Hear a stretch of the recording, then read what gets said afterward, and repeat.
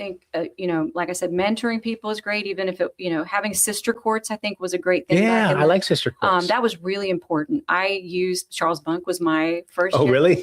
And I was in county court too. And if I had a case I needed to review, I knew I could go to Charles and review it. And he had an open door. And I think if first chairs aren't willing to have that open door, again, it's about expectations. My expectation is we're all going to work as a team. Right. We're all going to, and I think there's a camaraderie that's missing.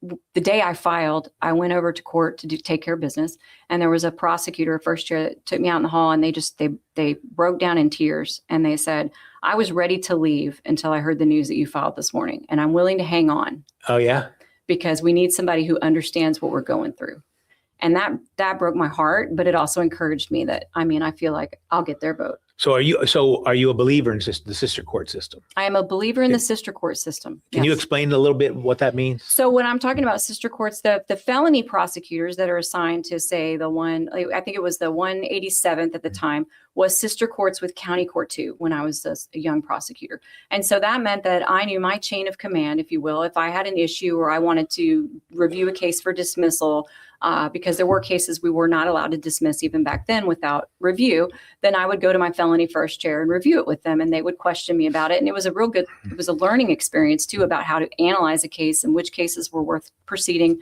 and which weren't. And so they also would come and help me when I needed help. I remember my second chair sat with me on my first motion to suppress that I did and helped me work out how to do that. And that made me much more confident.